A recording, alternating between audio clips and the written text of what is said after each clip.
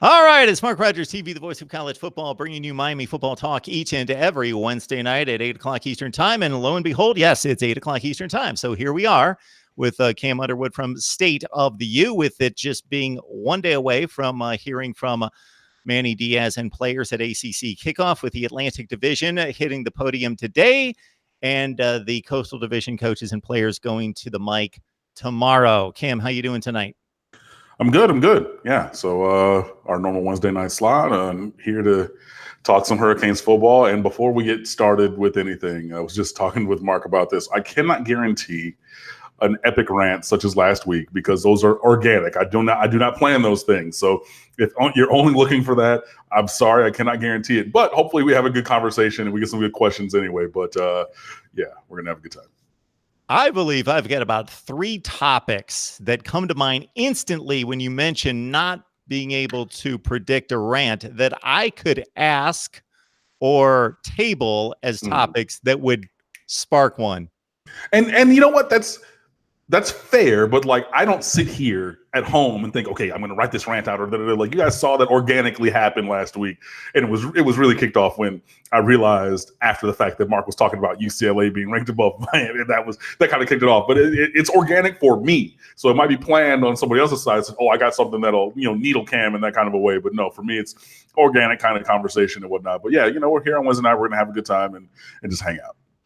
So to do a little house cleaning before we get started, because of course we want to clean house before we get started, would be that we've got the super chat on. So if you appreciate what Cam brings here each and every Wednesday night at 8 o'clock Eastern time, like the videos, comment. Obviously, you take part in the live chat. Bring your family and friends and your social media acquaintances in to build the audience. And of course, help us in the super chat. You can contribute to the channel and help us out that way as well. The Amazon link is down below for your Amazon shopping. It's the same exact experience that you would have otherwise, the same exact cost, but you help us build the channel. So if you love what we do here and bringing college football discussion, debate, and analysis with the best bloggers, broadcasters, and writers in the industry, and of course, analysis from myself. And we've got our Voice of College Football community link down below as well. So, as mentioned, the Atlantic Division, I guess they do this alphabetically, they hit the podium today, headlined by Clemson. And I don't know that there was anything specific of note, except if you're looking at the broad topic, ACC approach to the football season, its prowess as an athletic conference overall. The ACC Network is launching on August 22nd. First programming there. There's a soccer game a few days later, and obviously most people are going to tune in for the Clemson-Georgia Tech game on that Thursday night as the opening of the network.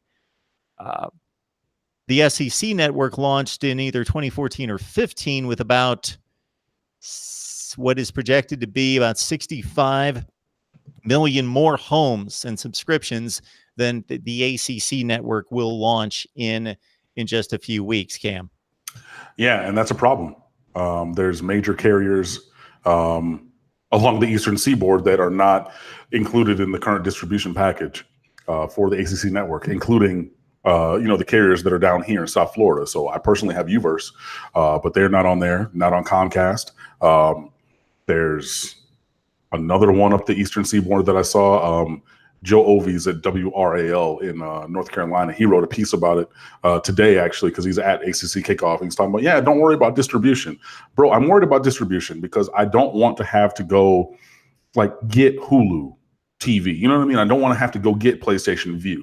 And I will do it if I have to so that I can, see my alma mater and, run the website that I've been running for, been a part of for going on 6 years. I've been running for almost 4.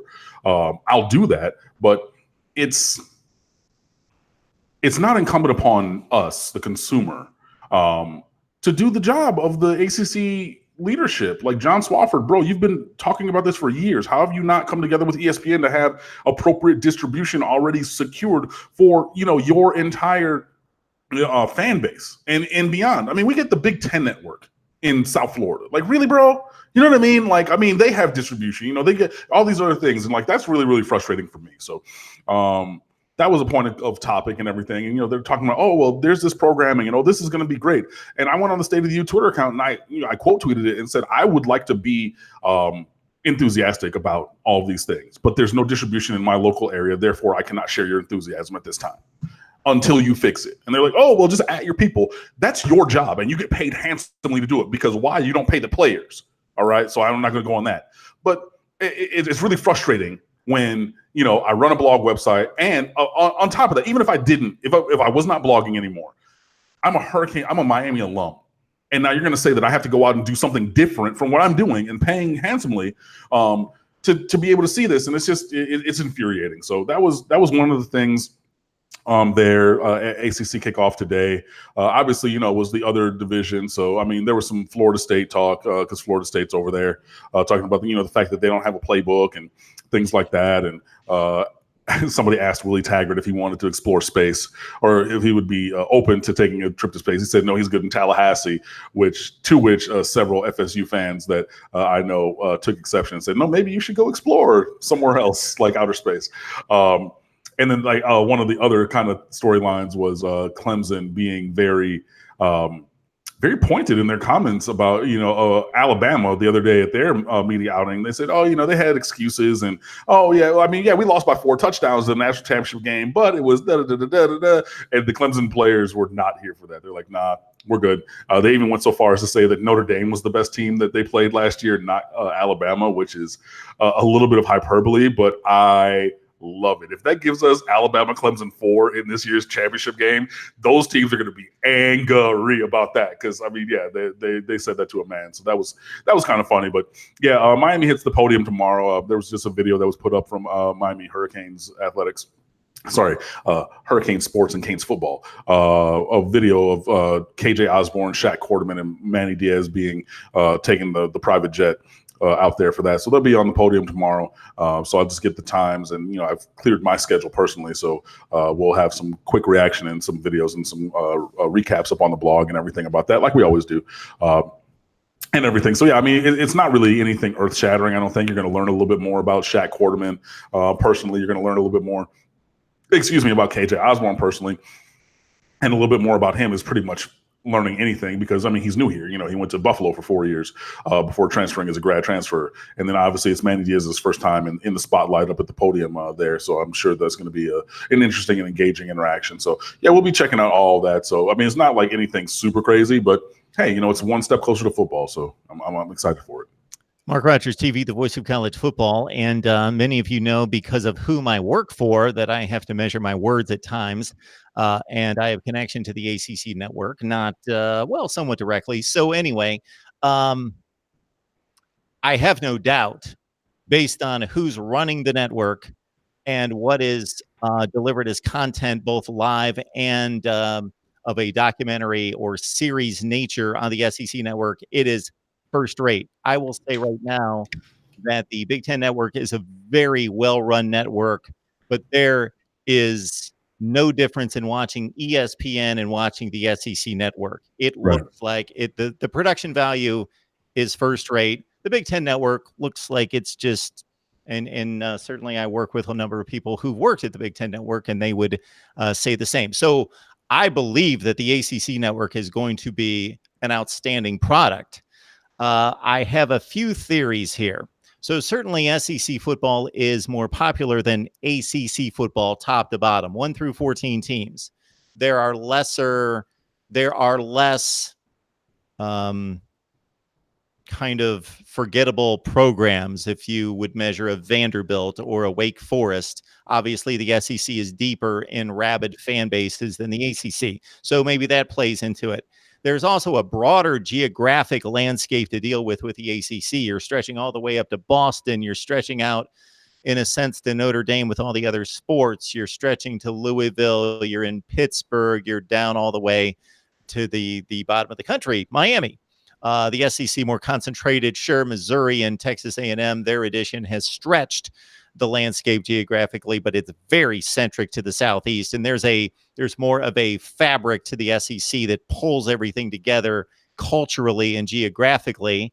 And certainly when people think ACC, they think basketball first. Now, because of the huge popularity of football, regardless of it being a basketball conference, make no mistake about it, there are more people that watch ACC football than watch ACC basketball. So I know that perception's in people's minds that it is a basketball conference. And yes, in comparison to the disparity in the other conferences where the Big Ten football, Big Ten basketball, SEC football, SEC basketball, it's more balanced, but still more people watch big ACC football games than big ACC basketball games. The TV ratings aren't even close. So football still drives it, but not to the degree. So maybe we see more of a push come basketball season, because otherwise I can't answer your question. I know it's not your specific question, Cam, but I don't have an answer to why the disparity in SEC distribution versus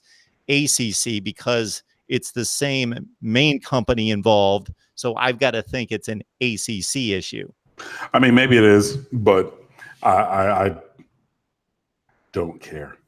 I mean, I get it, sure, and everything, but just, I mean, yeah, I mean, and the thing is, yeah, there are the concerns and considerations about, the wide geography of the ACC, base, because you're going all the way up the Eastern Seaboard. I mean, if you're talking about Syracuse in northern, upstate New York, which is, hour and a half away from Canada, you know what I mean? Like, you're going all the way up there, and then, you have their alumni base, and it goes all the way into the, in the New England area and Boston College, all the way down to, Miami, way down here in South Florida, which, if you've never been or never driven, South Florida is south.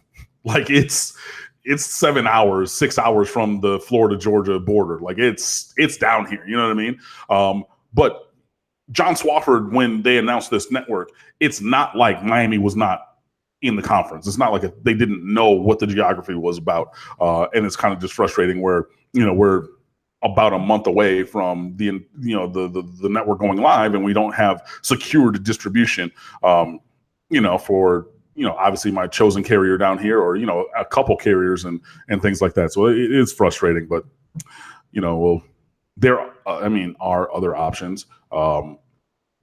But I don't necessarily want to go that route. So, hey, I guess that's a personal thing, but it's not just personal for me. It's personal for a lot of people, because up and down the Eastern Seaboard, there's plenty of places that don't have distribution, and that's a problem. I appreciate, as Cam does, everyone in the chat room. Certainly bring your comments and questions, and I will survey the field as much as I possibly can. And there was one contribution, and I will catch up with that in regards to recognizing that publicly. But thank you so much for the contribution. And in the meantime, since I don't see any relevant comments and questions in the live chat right now, Kim and I had surveyed a couple advanced metrics involving the 2018 edition of Miami football that are very telling. They're not surprising, but they're very telling. And I'd love to give Cam's thoughts on the hope that at least two of these will change. You don't want the other one to change. So statistic number one is 24.2. So that's havoc rate. So that's, I believe, an S&P plus a metric that was devised by Bill Connelly. And if you've never read Bill Connelly's work, you need to, if you love college football and you're a geek or a nerd of any, or just want to understand what's really happening out there. Don't go to the total yardage figures that you see in the archaic statistics, because they don't tell you a whole lot. Yes, they give you some measurement that means something, but don't give you the full range picture, because obviously bad teams need to throw the ball 50 times to win, most of them. Therefore, they throw for a lot of yards, but they're not necessarily effective yardage, for example.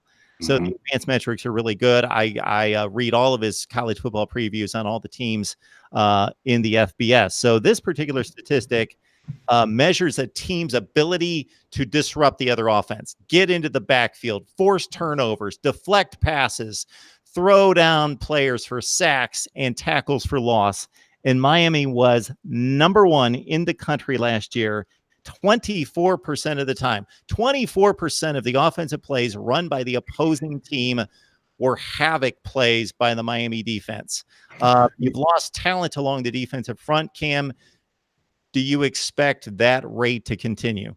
I do expect it to be similar to that. And I opened up Bill Connelly. He's unfortunately, he left SB Nation. He's now with ESPN. that small company. So his ACC Coastal preview, but he already gave us the Miami preview with SB Nation before he actually transitioned over to ESPN, so that you have that as well. But havoc rate is if you take total tackles for loss, passes defended, so that's PBUs, and forced fumbles, and you divide that by the number of total plays, that gives you your havoc rate number. So that, I mean, 24.2, that's almost 1 out of 4 plays are going to be a tackle for loss, a PBU or pass batted down by the defensive line, or a forced fumble. I mean, that's a huge number. I mean, just think about, especially when you're playing, pace and space, all these teams want to run 1 million plays, and a quarter of them are doing that. So now that's going to put you behind the sticks. That's going to give you, going to change the way that you're doing, especially, like I know that we lost them last year running that offense, but, think about Georgia Tech. You know what I mean? If you have all of these negative plays with them, and they need to stay on schedule to continue, or they did when they ran that triple option offense.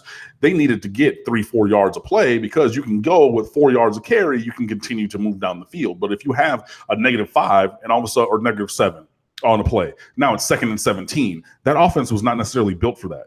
And the same thing can be said for, a lot of other teams. You have your packages for different kind of things. So yeah, that's a huge havoc rate number.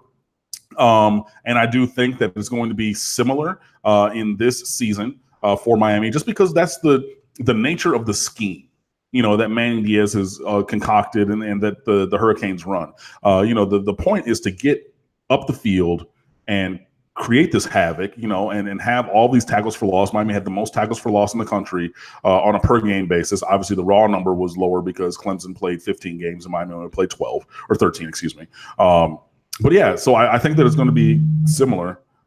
Sorry. My mom was texting me right there, but I just spoke to her on the phone and she can wait. But yeah, I think it's going to be similar. And as I'm scrolling down, do I have it from 2 years ago? I don't have the one in front of me from 2 years ago, but I believe that it was very similar in 2017 to what we saw in 2018. I was trying to look up and see if I still had the 2018 preview by Connolly, but I don't have it in front of me, unfortunately. But yeah, I think that it's going to be about the same. I think that, there's talent everywhere on the defensive line still. The names are different. Obviously, you got to replace the immaculate immense performance of Gerald Willis III. You're going to have to replace what Joe Jackson brought up front. But you have Nessa Silvera and John Ford and, Chigozie Naruka coming in from UCLA, who's probably not going to be a super big, TFL guy, but he's going to help the defense and the defensive line. And at end, John Garvin is a potential first-round NFL draft pick.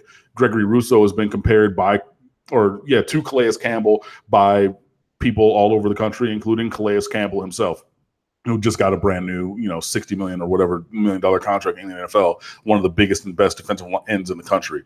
And there's other guys, Scott Patchin's in that group, Jafari Harvey, a freshman's in that group, Treefon Hill, who was actually the most disruptive defensive end in America in the 3 games he played for Virginia Tech before whatever went awry there, and he stopped playing for them. So you bring in a guy who does what the defense is designed to do well, and he was doing it better than anybody else in America to the time that he played last year. So, yeah, I do expect that. And, I mean, at the second level also, because, those guys are going to be going forward.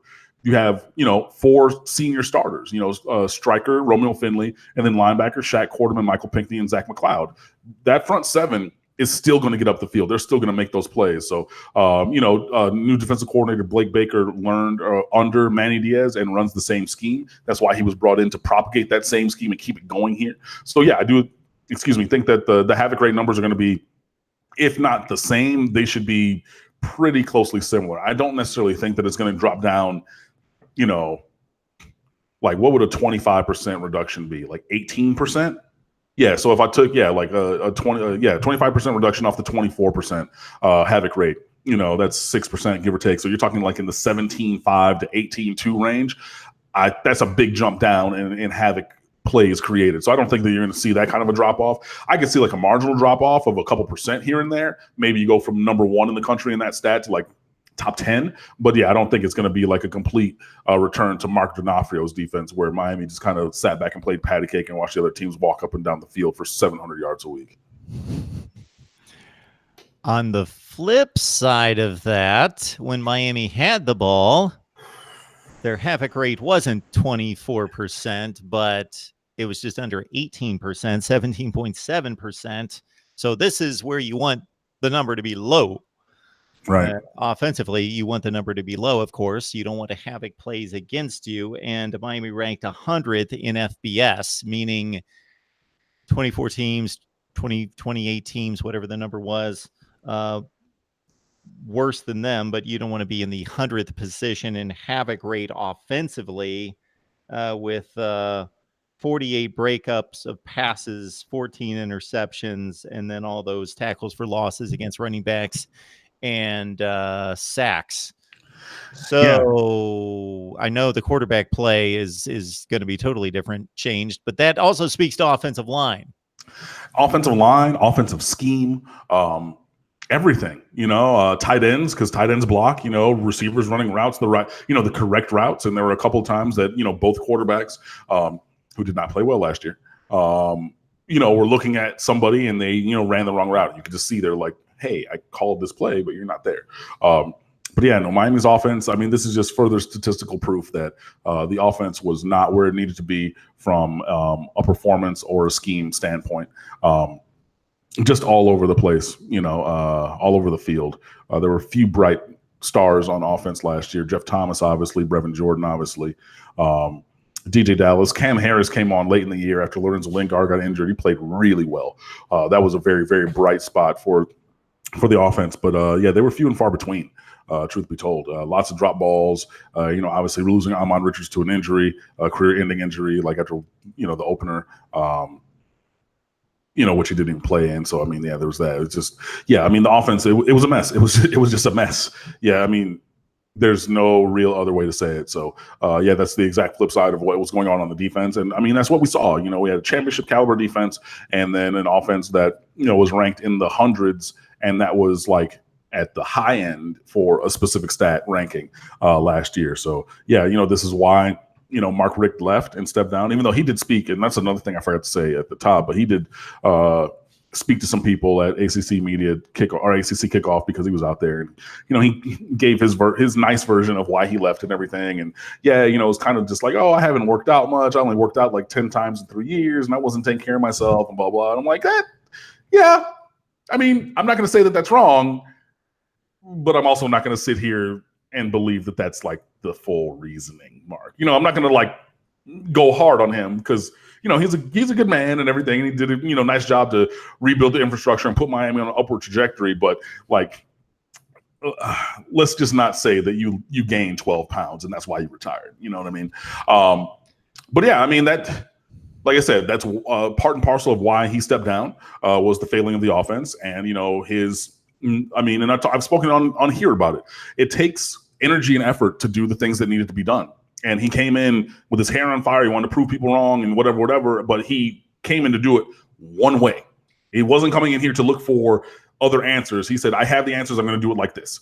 And when those things started to come apart, then, okay, you know what? I don't have it in me to like really get back in the trenches and twist things around and change those things. But yeah, I mean, an entirely new offensive coaching staff. There's not one single holdover from the last regime. The scheme is obviously different. Dan Enos up front, Eric Hickson coaching running backs, Taylor Stubblefield coaching wide receivers, Stephen Field, who played at the University of Miami, coaching tight ends, and Butch Berry, who worked with Dan Enos at Central Michigan, coming back from the NFL, where he was offensive line assistant with the Buccaneers, to then be the OL coach here. So yeah, you have a whole new staff on offense because the offense was terrible last year, and that stat, just further proves it. And I mean, I'm sure we can dig into so many other stats because there were other stats that were terrible. But I mean, Miami's offense was terrible last year, and all the statistics are going to back that up. Buddy Woodward has contributed to the live chat twice with the super chat. Thank you so much, Buddy, who just basically says, I've got no comments or questions necessarily, except to say, Cam, Mark, thank you so much for the content. You're here every week. We appreciate it. Boom.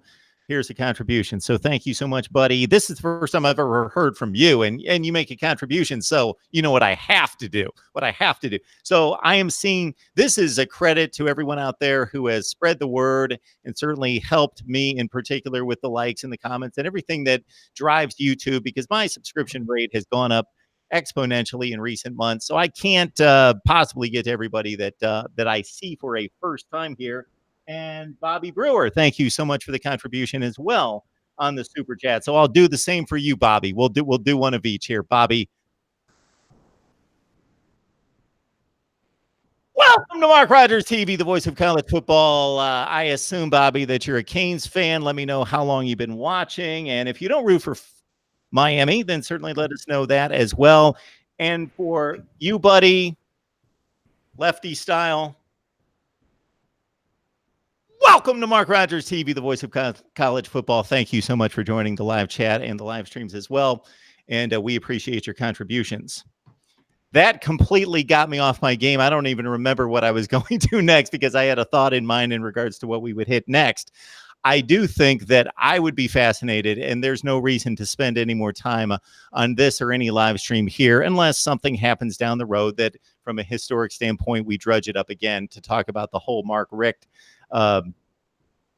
situation. But I would just be fascinated to hear him just from the heart of hearts, man to man, what happened there, because I almost have to credit the guy if his family ties were more important to him than his football legacy, because it just seemed like he could have walked into Miami and with that recruiting ground and what he had done in recruiting, what he had like the 8th class in the country the year before, right? Yeah, true story. That and they were really, aside from the one position, they most likely would have gone 12-1 the year before. If they had a good quarterback, a 40th best quarterback in the country, they would have beaten everybody but Clemson the year before. They would have been like a top 5 ranked team in the country and then had all that momentum going. And all he needed to do is say, son, we're going to get you a job at North Dakota State, or if that's a bad example, wherever, and you're going to need to learn your trade and get better. Right, wherever. That just flabbergasted me. Yeah, and so, I mean, he apparently didn't care about his football legacy. And Mark Richt did say that he thought about stepping down before the bowl game, and then we got blasted in the bowl game. So like it was a thing that was on his mind, and I mean, it very well should have been. And again, I'm not going to disparage the man, but I mean, like, look, the job wasn't good enough, wasn't being done. He wasn't really looking to do what needed to be done to right the situation for whatever reasons, whether, it was pride or family or, I just came in with a clear concept and vision that I'm going to do it this way. And if it's not this way, then I'm not going to do it. And if he did that, I applaud him for sticking to his guns and say, look, it's going to be like this. It's going to work. And if it doesn't work, I'm going to leave. But in any case, that's the past. I think that, we do have at least the potential to have better performance this year. And I'm definitely looking forward, because 7-6 again, I'm not here for that at all. And I'm somebody who credits the result on the field, despite the situation, the circumstances, the injuries involved, whatever it is. But Wisconsin is obviously not 35-3 better than Miami. They were very equally matched teams.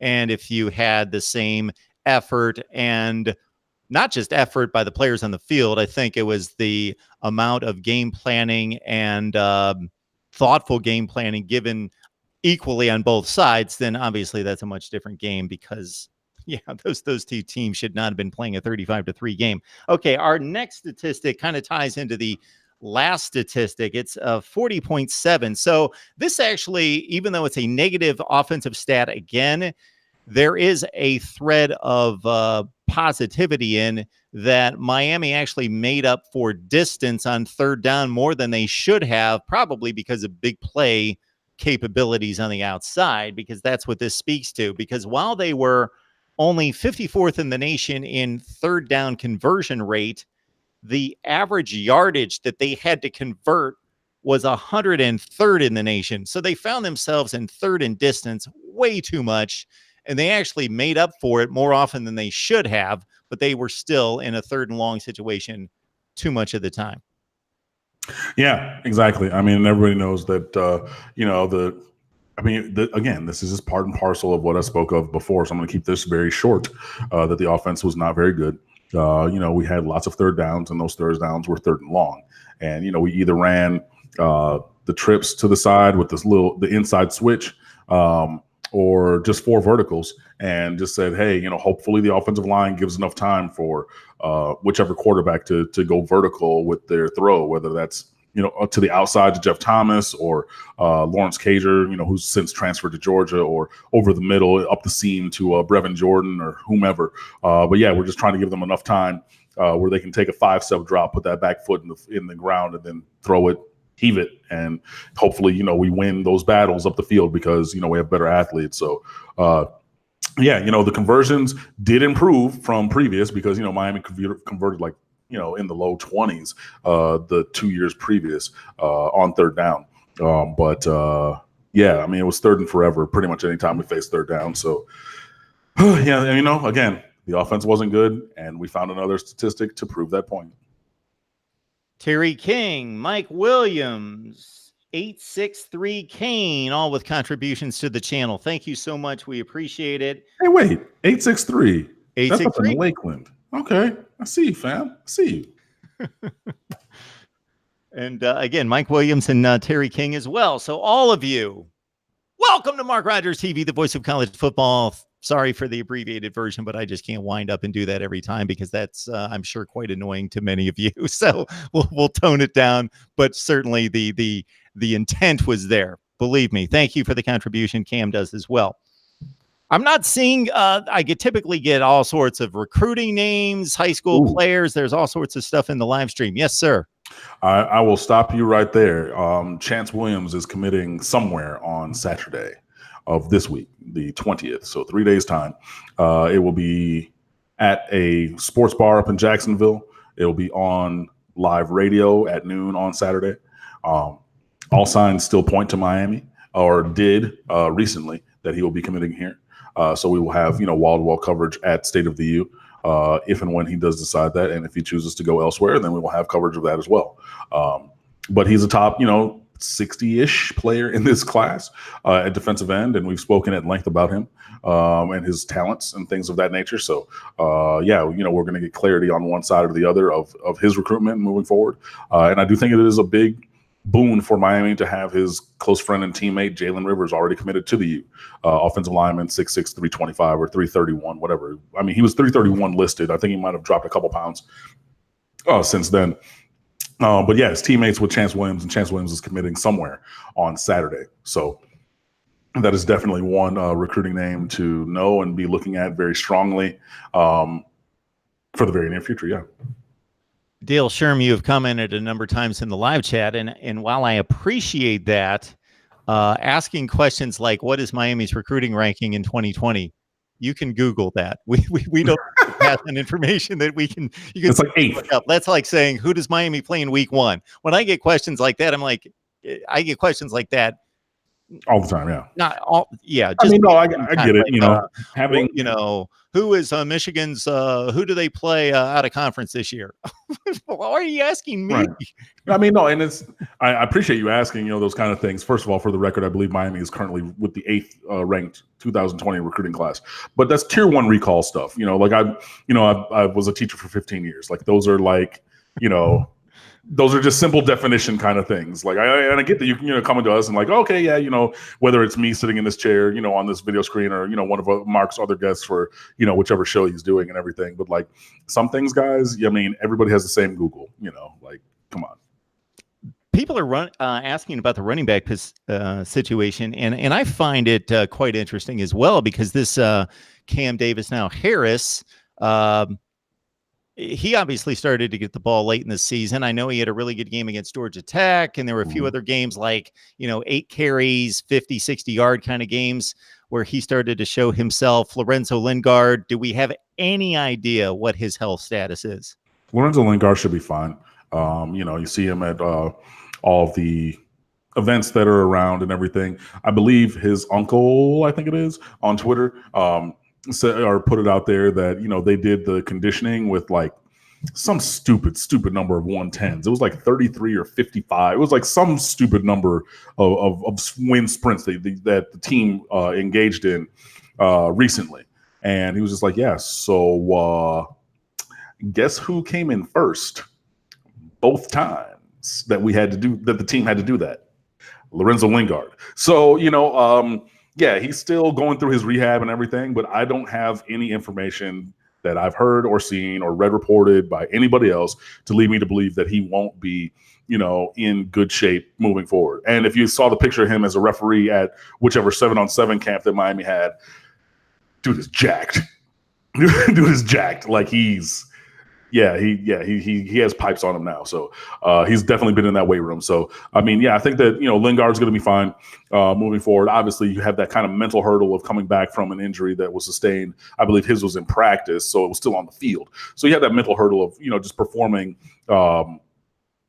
and not thinking about your body, about, okay, well, I got hurt, or, I'm looking out for this guy out of the corner of my eye that I never would look for before. I would just kind of, make a cut and make a miss. It's that kind of Boobie Miles thing from Friday Night Lights where, do you question it or do you go? So I think it might take a little bit of time for him to get back into the swing of things just because he's been out of he missed the last half of the year and, he wasn't a full go during spring because he was still rehabbing. But yeah, Lorenzo Lingard should be fine. Cam Harris obviously continues to take big steps forward. And he was like the other running back in the class last year. But I mean, when Lingard was a 5-star, like top 5 back in America, Cam Davis was still a top 10 back in America and a 4-star. And he's proven that he had very, very good skills. And then DJ Dallas was a, top 10 athlete his year coming out as a 4-star as well. So yeah, at the running back position, Miami has 3 good options. It's going to be DJ Dallas starting. It's going to be Cam Harris and then Lorenzo Lingard, I would say in that order. And then as the season goes on, just like any good team should do, ride the hot hand. If it's Lingard, cool. If it's Harris, cool. If it's Dallas, cool. Absent injury, then if they got the juice, then give them the rock. But yeah, but beyond that, beyond those 3, Robert Burns looks the part. He's still the glass man. Can he stay healthy for any period of time, even like through practice or through fall camp? And then there's no more scholarship running backs beyond those 4. So yeah, obviously, in this recruiting class, Miami is looking to bring in 2, maybe even a transfer, depending on, if DJ Dallas leaves early, because that would, help regenerate or rebuild the depth of that position. But yeah, Miami does still have top end talent at running back. I'm not worried about it. As soon as you said DJ Dallas and you also said riding the hot hand, my mind went to Orange Bowl against Wisconsin. And you're going to remember the sequence much better than me. I think they were up 14-3. Yeah. DJ Dallas ripped off like 2 really nice runs. And I know you don't run against Wisconsin like the entire game, like let's throw 4 passes, but it's working right now. And he didn't see the ball for like 4 drives after that. And I just wondered what's going on here. And they started, and Rozier wasn't throwing the ball well. And they were running it down their throats for like 2 or 3 consecutive plays with him, like ripping off like 12, 14-yard runs. And they went right away from it. We were literally running them out of the building. It's our home stadium, obviously, the Hard Rock Stadium where the Orange Bowl is played. And they couldn't run with us. It was, and I've been saying that for years. You saw that in the Russell Athletic Bowl or whatever it is in Orlando, the Camping World Bowl now against West Virginia some years ago. And I said, dude, let's go. They can't run with us. And even Wisconsin, they got big boys, they got a couple skilled players, but they can't run with us. DJ Dallas up the outside for a 55-yard touchdown, boom. And then the worst interception I've ever seen to start the second quarter on that tunnel screen. Why? Just why? And it was just so stupid. And yeah, okay, Casey McDermott missed his block. You're supposed to, cut the defensive end and get his hands on the ground. He missed that block. There's a 6'6" guy with a white jersey right in front of your face. I don't care if it's supposed to be a timing throw. If you see the other colored jersey, then you put it in your pocket and you take a sack. Instead of saying, because he looked, I've watched the replay many times. Malik Rozier looked before he threw that ball. So he saw that guy there. Don't come at me. No. And just even the thought there. Yeah, you're on the 20-yard line or 18 or something like that. You know what's a good thing to do there? In the words of my friend JT Wilcox, run the ball, because they couldn't stop it. If you're going wildcat, if you're going jet sweep, if you're going toss, whatever you're doing, you don't have to run a 34 dive up the middle, but or a zone read or whatever it was in the offense. You didn't have to do that, but they couldn't stop it. And then you give them new life. They obviously score a 1 play later. It's 14-10. And then all of a sudden, Mark Richt is the play caller. He goes into his shell. The offense is like, oh, well, that was our shot to, really take a big lead and everything. It was terrible. But that's another anecdotal story about how bad Miami's offense was, or some of the choices on offense were, because the other things that we were doing were clearly working. Wisconsin was off of their game. We were about to knock them out. We're going to run them out of the building, and decided to run this stupid tunnel screen that we hadn't run all year and clearly couldn't execute. That's probably why we hadn't seen it all year. And then, whatever. But yeah. We've got 175 on the line. And again, folks, I understand this isn't your responsibility, but if you love what we do here at the Voice of College Football overall, and specifically for many of you that just join us for Miami Talk on Wednesday night at 8 o'clock, keep coming back. Like the videos, because it's a YouTube algorithm formula. So just please like the videos, and also share the videos and bring folks in so we get a larger audience. But we appreciate all that you've done. And I know a number of people comment to me every day, hey, I share the videos, I do this, I do everything I can. So I appreciate it. Another thing you could do is we've got a Facebook page, MarkRogersTV, and you could just go over there and like that as well. Okay, Roderick Kemp. And Roderick has contributed to the channel. Thank you so much, Roderick. We appreciate your contribution in asking a question, which is pretty general, but I'll throw it out there for Cam. We have a contribution here. Will the quarterback who wins the starting job for Miami be expected to be more game manager or gunslinger, in the words of Roderick? A little bit of both. Quarterbacks need to make plays. Quarterbacks need to make throws, need to hit those throws. If you think back to the FSU game, on that last touchdown drive, N'Kosi Perry hit that beautiful, beautiful seam route to Jeff Thomas, a play before the eventual game-winning touchdown to Brevin Jordan. He had to hit it was 3rd and 10 on that throw to Jeff. It was 1st and 10 because it was the next play to Brevin, but you had to make those throws, and a quarterback needs to do that. Now, the quarterback also needs to take care of the ball and not put it, in harm's way. That's in the throw, by throwing. That's in, his option game, ball handling. That's handoffs, any kind of a way. So, it's going to be a little bit of both. We're going to need to kind of control, manage the game, as it were. But also that player is going to need to make plays. So I don't necessarily think it's going to be 100% one way or the other. I think that every good quarterback has a measure of both of those to them. And obviously the beautiful thing is, even with as talented as any quarterback is here, and any of them to win the job, they are surrounded by elite level talent everywhere you look. So even if they are being a playmaker or gunslinger, obviously we know Tate Martell plays that Johnny Manziel style. You heard that word, style. Not saying it's a direct, performance analogy, but he plays that kind of, style where, he'll run around a little bit and extend plays. And that's where his real greatness was seen, both at his prior college stop and, in high school when he went, 43-0 at Bishop Gorman or whatever.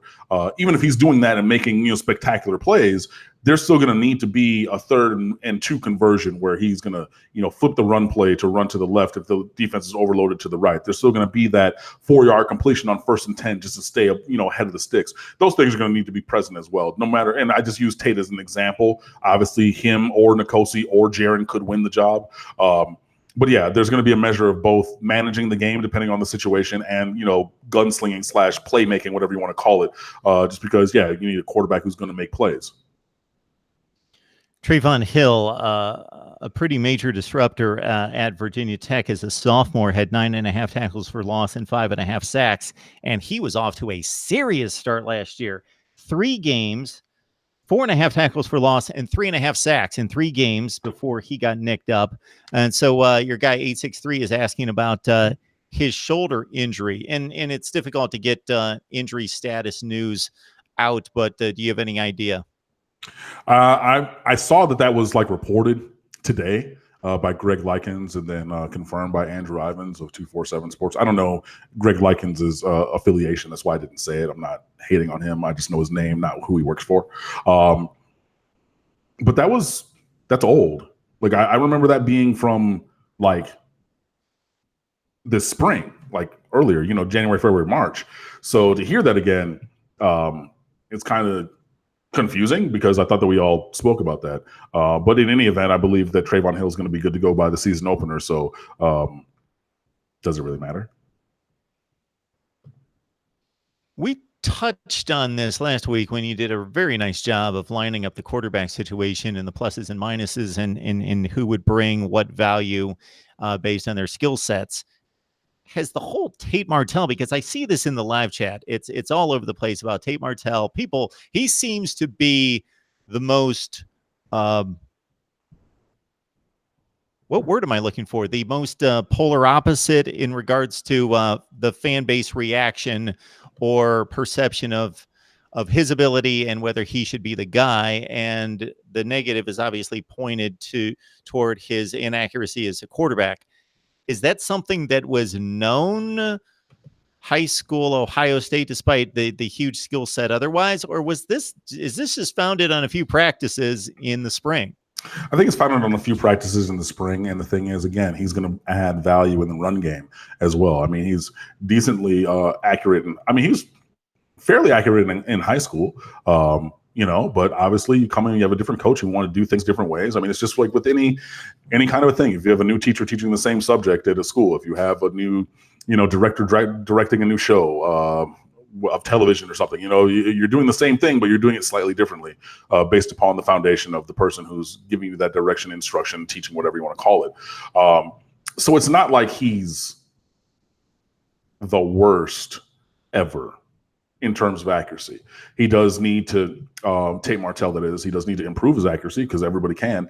And it's difficult for him because he's 5'11", playing, behind an offensive line that averages 6'3" if he's playing under center. That's why he played in the spread, so you could, spread things out and see the lanes. It's like Kyler Murray. You're not going to put him under center 100% of the time because he measured in at 5'10" and a quarter, but I think that Kyler Murray is probably closer to 5'9" and a half. You know what I mean? And there are those things. I mean, if you've ever been on the field level, and I have been at practices and things like that, and I'm 6 feet tall, but barely. You know what I mean? If you're behind a big offensive line, bro, you can't see over those dudes. There's a constraint there because of your height. Now I know it's every tall person isn't always great, but I mean, yeah, that's why you want to have, a stereotypical 6'3" plus quarterback so you can see over the line instead of just having to spread things out to see between those windows. So, that matters for Tate Martell, to have those windows and have that space because he's not going to just be there and look over anybody. That's just not going to happen. So, yeah, I mean, I think that is a factor in his inaccuracy or, some of the things from the spring, but I think that he has a strong enough arm. It's not the strong. I mean, it's probably the weakest of the three quarterback contenders at Miami.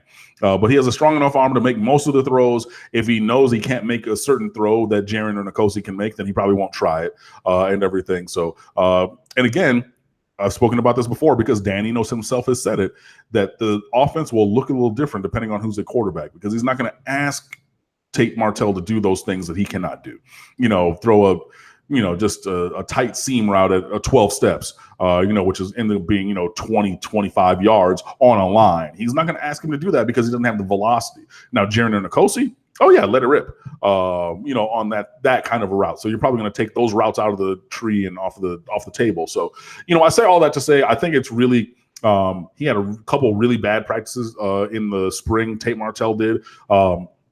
So we know some of the things he cannot do, but we're not necessarily going to ask him to do those all the time. So I think he can be accurate enough in the offense, and especially if you're building in those quarterback-friendly throws. But, I think that all three quarterbacks do have a legitimate chance to win the job, and we'll see who ends up coming through. But, the talent is there, even if his accuracy is not his 100% strongest suit. It's not enough to keep him off of the field, if that makes sense as well. So we talked some Florida State football before we came on to talk Miami. We did our live stream, and they had the worst field position difference in all of college football last year. They had the worst, meaning the differential between where your offense starts and your defense. And Miami's at 100th last year, which speaks to the issues with the punting. And the defense, despite being placed in the 124th worst field position in the country, still performed at the rate that it did and gave up what was top 5 to 10 in scoring defense in the nation. Yeah. Again, it just shows how, how far the offense put the defense behind. And if I look, Find Miami. Where you at? Where you at? Where you at? Miami was 18th in points allowed per game at 19.5 last year. And that was even elevated because of some of the things that, Mark just touched on. The fact that, the defense was always coming in a negative field position kind of a thing. If you think, just so many games. It just, and still gave up less than 20 points a game on the year, which is kind of remarkable. And as I looked, there were only 19 teams that gave up 20 or less than 20 points per game last year.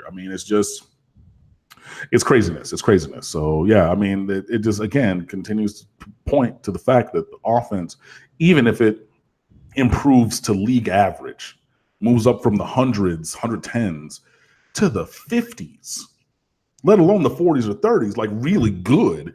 But just being average would be such a monumental step forward that, a 10-win regular season should be a foregone, formality. But we all know that Miami has not played to the level of their talent recently. So, Miami has to go out and seize the day, as it were. But yeah, the offense was terrible and the defense was great. And hopefully that the defense continues to be great and the offense gets better. Total offense number 13 in the ACC, number 105 in the nation, passing number 12, which you might as well say number 13 because Georgia Tech's always going to be last. Number 113 in the nation, rushing offense number 7 in the ACC, number 45 in the nation, scoring offense number 9 and number 66, which of course is a skewed statistic because the defense can have a great effect on that. Defensively, scoring defense number 2 in the ACC, and as Cam just stated, under 20 points per game at number 18 nationally. Rushing defense number 3 in the nation, or number 3 in the ACC, number 42 in the nation. Best pass defense in the nation, both in the ACC and nationally. Total defense number 4 in the country, number 1 in the ACC. And the field position issue that we just touched upon leads and ties into a question that's being asked by the Wholesome One, our guy, the Wholesome One, on the chat room regarding who would be your choices as punt and kickoff returner. I don't really care. We got so many guys who can and have who can do the job and have done the job well. Jeff Thomas, DJ Dallas, Mark Pope, Nigel Bethel has literal track speed. So he had a kickoff return for a touchdown in the Travis Powell scrimmage. Maybe give him a shot. Who has some wiggle? Maybe try Jeremiah Payton. Maybe to Corey Couch. He's so thin though. I don't know.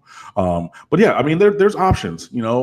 Pick one of your quick wide receivers, running back, maybe defensive backs, and just try them out and let them do the job.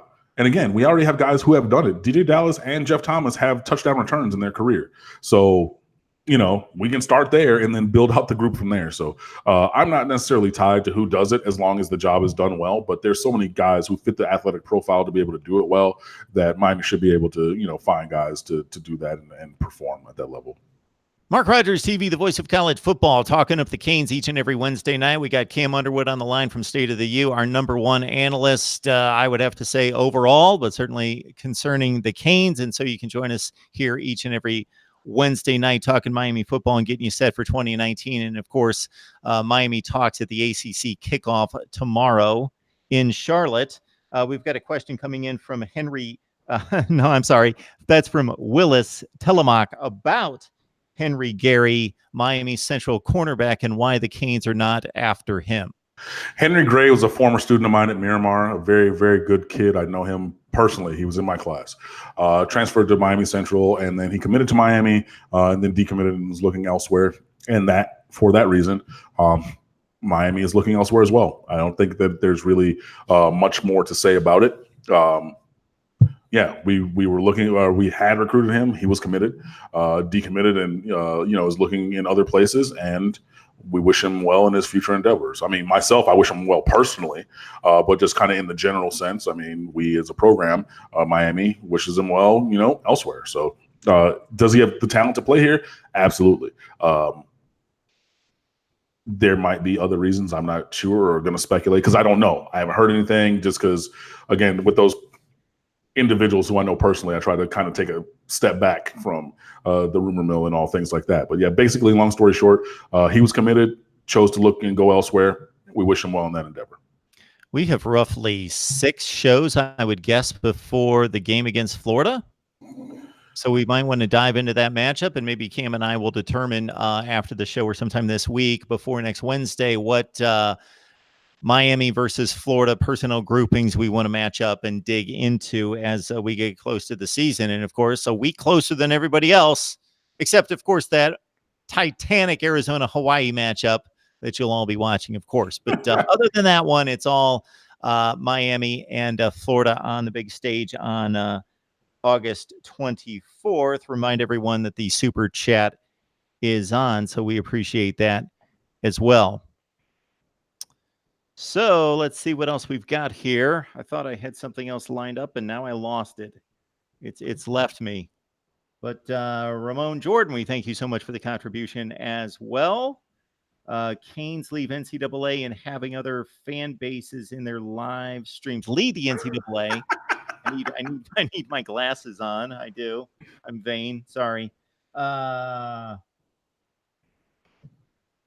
Watching the Florida-Georgia game. All right. What you people are up to all sorts of things. What else did I? Oh, no. That's what came to mind in reading the Bill Connelly Miami preview and then also reading some other magazines. I did not realize how highly touted KJ Osborne is, and that there's thought that he is a legitimate at that level #1 wide receiver. Absolutely. He was the #1 wide receiver for Tyree Jackson at Buffalo. I saw somebody made a cut up of his highlights, and kid made plays. I mean, he ran away from guys, he jumped over guys to catch passes and things like that. KJ, he comes in and he's a veteran leader. He's your more professional guy. He's more mature. Obviously he's the oldest guy in the wide receiver room. He's 23 years old. He's been around just for a long enough time where he knows how to practice, he knows how to prepare, he knows how to take care of his body and things of that nature that he learned over time. But yeah, no, he's going to come in and he's already made big plays. He had an 80-yard touchdown reception from Tate Martell, by the way, in the scrimmage at Camping World Stadium in Orlando. The second scrimmage, I did not make that one because I had a personal engagement that day.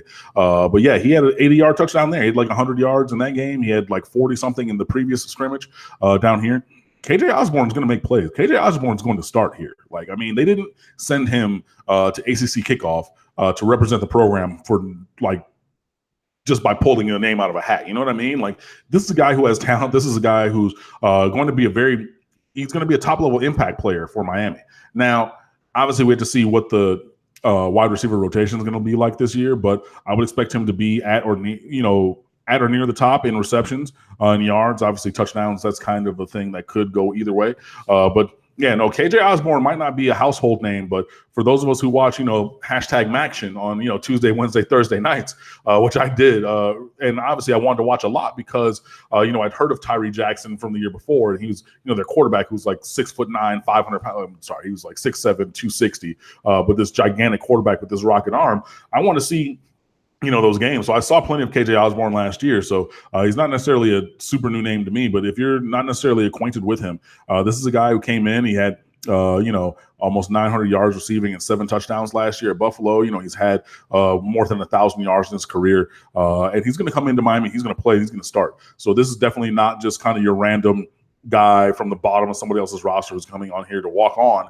I think like the scout team quarterback, he was like a low level, FCS player. He's like a walk-on at Miami. It's not like that at all. KJ Osborne's coming here. He's coming here to play.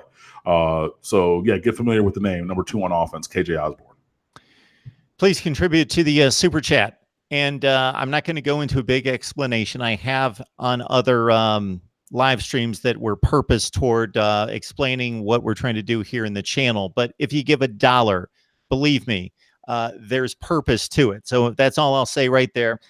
Kendall Dennis is the 31st rated cornerback in the nation, number 54 player, according to the 247 Sports Composite. And Brandon Smith wants to know if Miami, I see that Miami's with Auburn and Tennessee is considered to be the 3 teams that are after him the most or have that warm rating in regards to interest.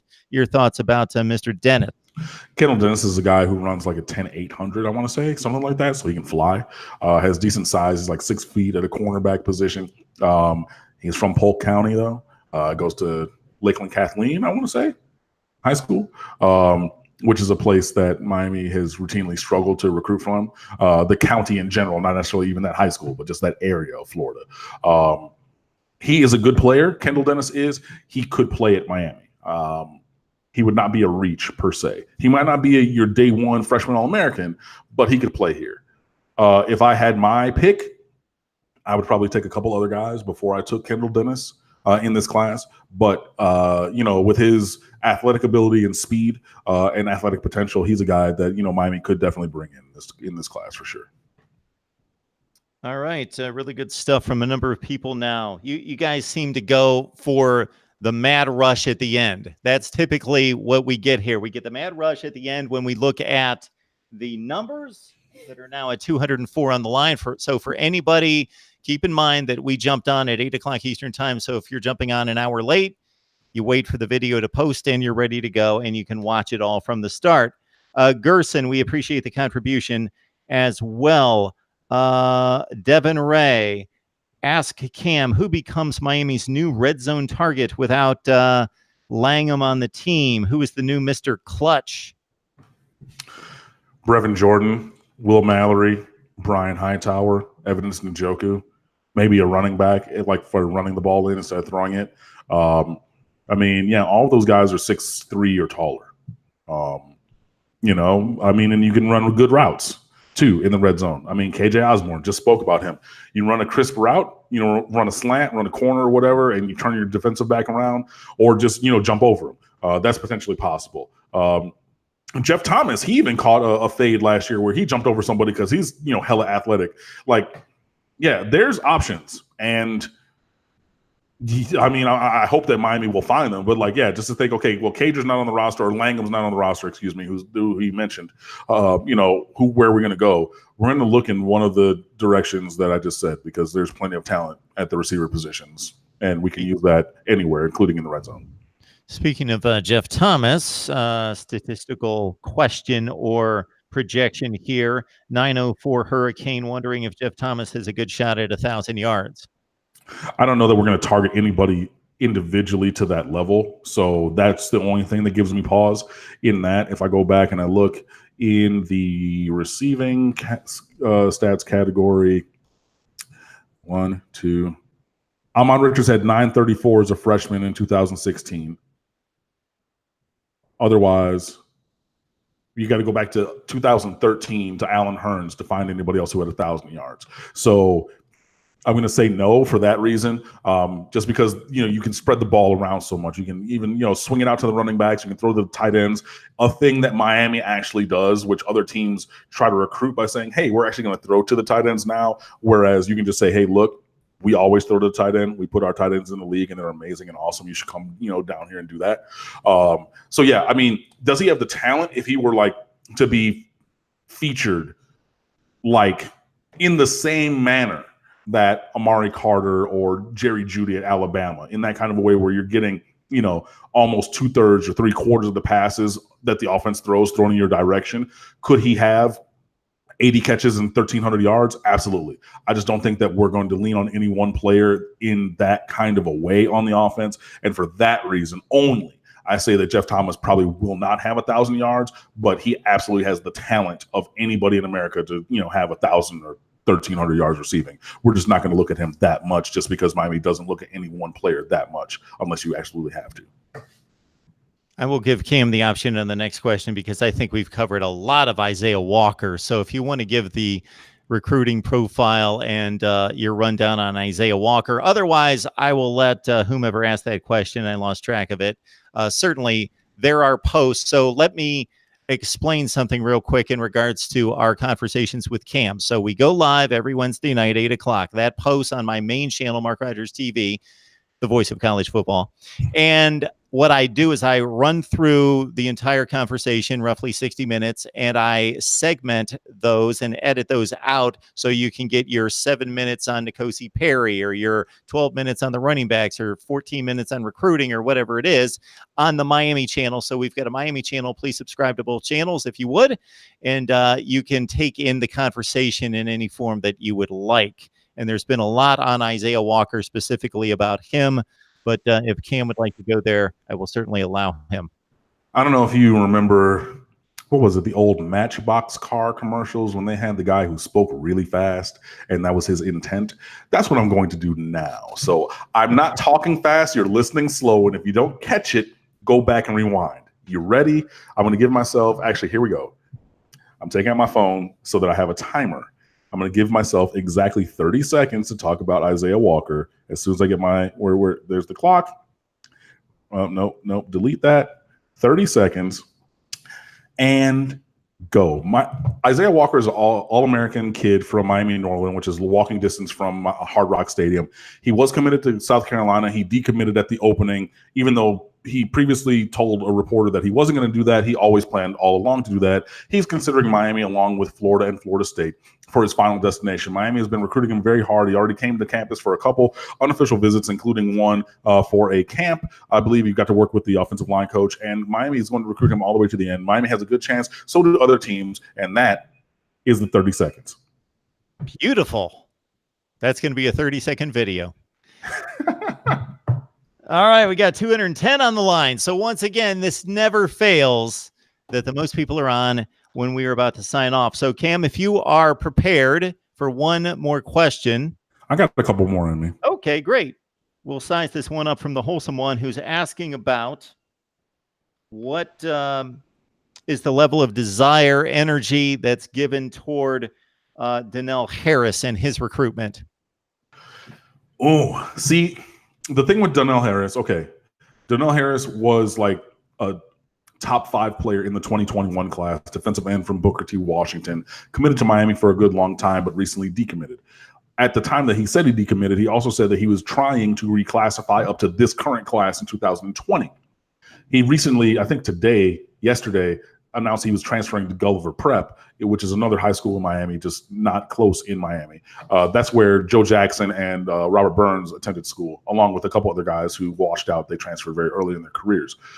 The thing with Donnell Harris is what does he want out of his recruitment? You know what I mean? And I can't say, because I'm not going to say it, but you get what I mean, with it. Does he really want to be in Miami? Is his recruitment about the school that he's going to, or does the recruitment have other outside factors that have been written about by one of my SB Nation colleagues named Stephen Godfrey? And it was a seminal article written in 2013, I believe it was, about meeting somebody who did a certain thing and talked to Stephen Godfrey under the guise of anonymity. If you get what I mean, you get what I mean. So if there are other factors that are the main draw for a kid like Donnell Harris, then maybe we don't engage on that level. Maybe there's some other schools in another conference in the southeastern United States that is well known for engaging in these other kinds of interactions and engagements.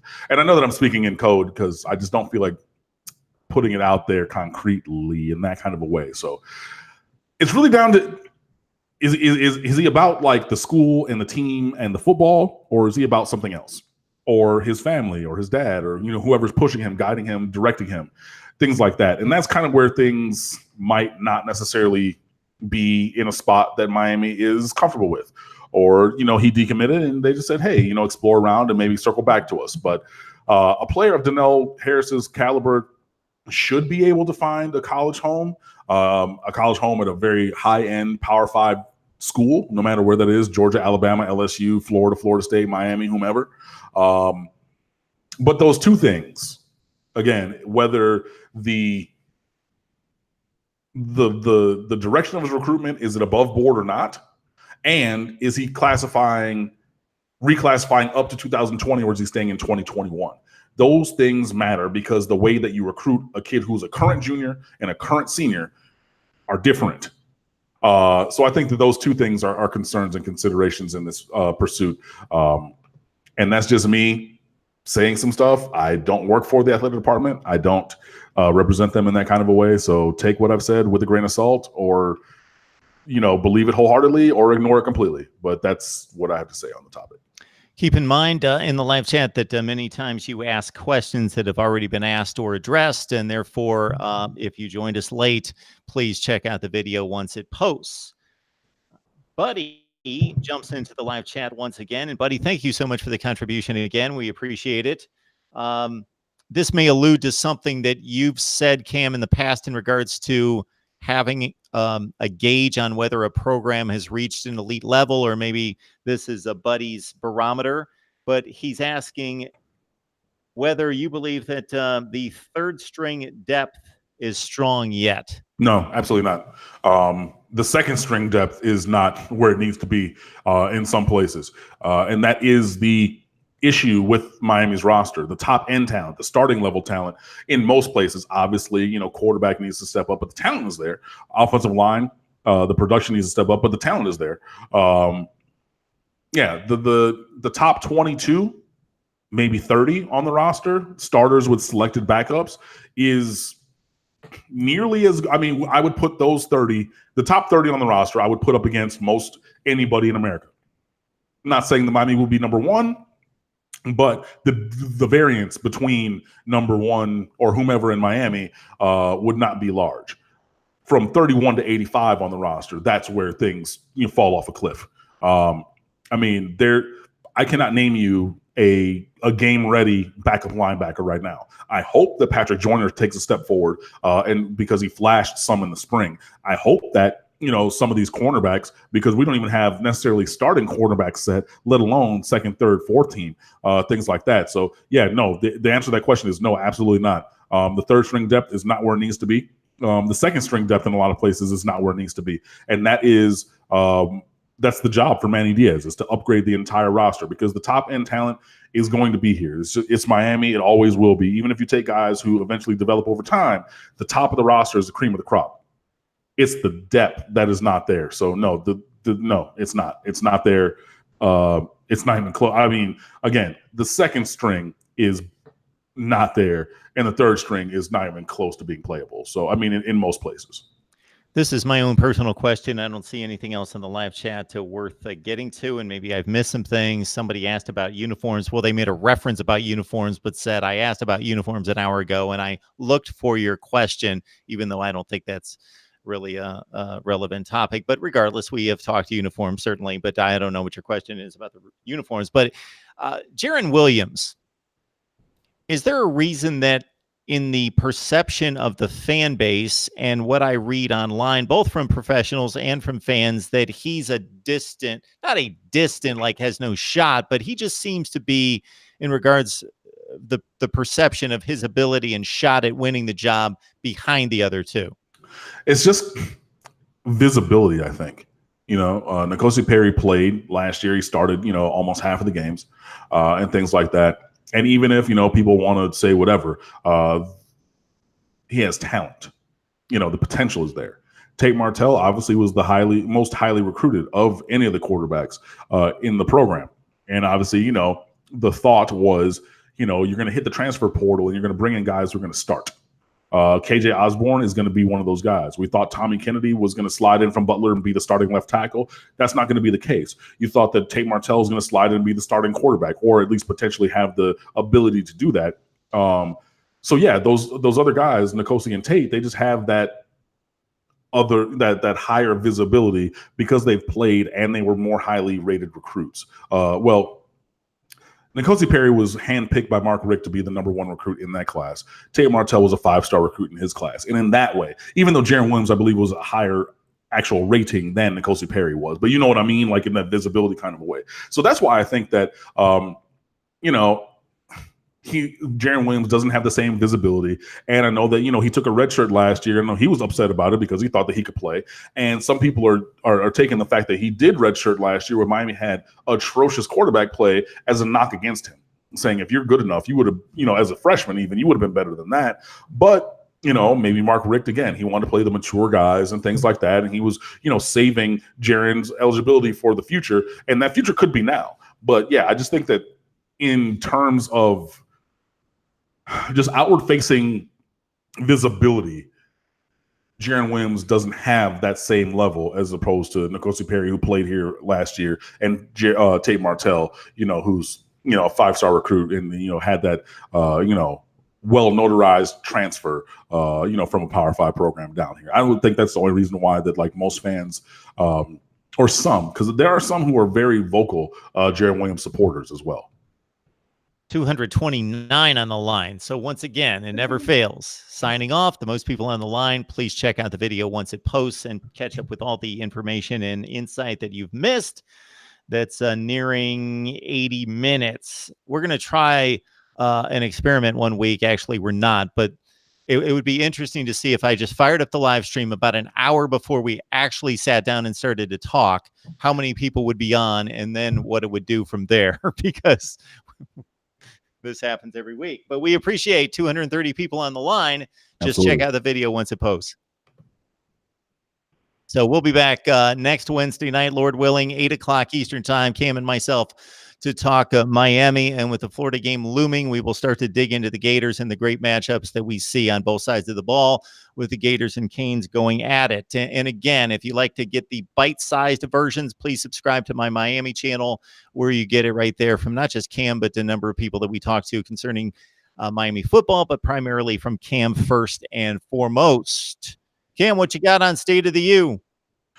Got a lot going on, and actually we had a big release SB Nationwide today. So sometimes we get on here and we talk about ratings and rankings, just like I ranted about last week, but we are pleased to announce it's called Fan Pulse over SB Nation.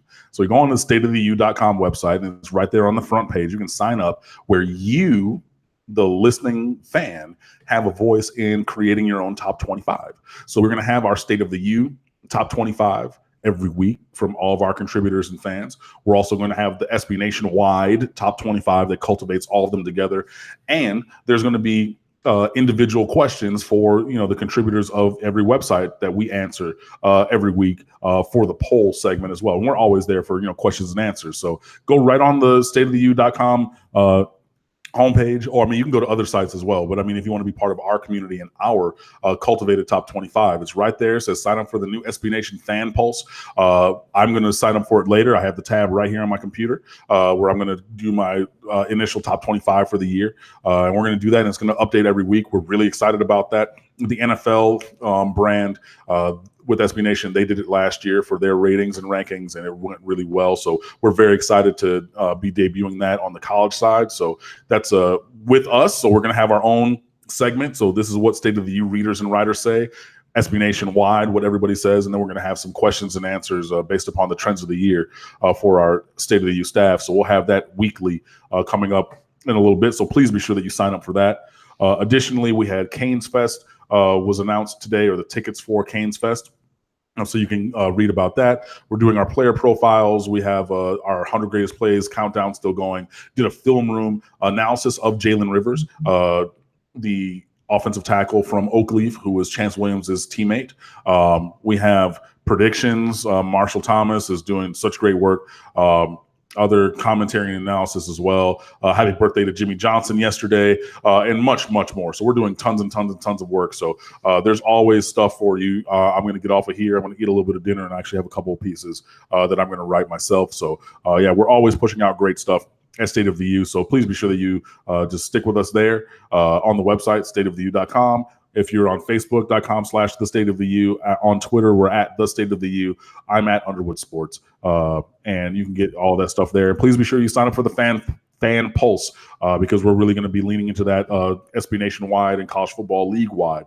It's going to be a really, really cool thing. So, we just announced that, unveiled that today. So, if you have not been on the website today, then you heard it from me first. If you have been on the website, awesome. If you've been on the website and did not sign up for Fan Pulse, then take 5 or 10 minutes, sign up for it already with your SB Nation and State of the U account, and it'll be good fun. So, those are all the things we have, and even more coming up, throughout the course of the offseason and whatnot. So, we're always working Canes 24/7, 365. So come fan with us over at State of the U.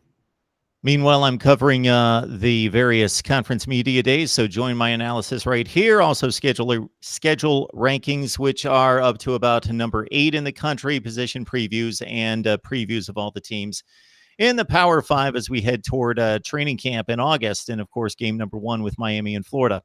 All right, Cam, we appreciate you stopping by as always, man. Yeah, man, it was a good time. Hope you guys enjoyed it. We will talk. I don't know when, but sometime soon. And like I said, go over to stateoftheu.com, fan with us, and we'll see you next time. I know it's not Miami, everyone, but I've got a live stream at Ole Miss 9:30, and you guys can talk about whatever you want in the live chat. You always do, but I'm talking Ole Miss, a different live stream at 9:30 Eastern time, and then at 10 o'clock Alabama as well. All right. See everybody very soon. See you. See you, Cam. Later.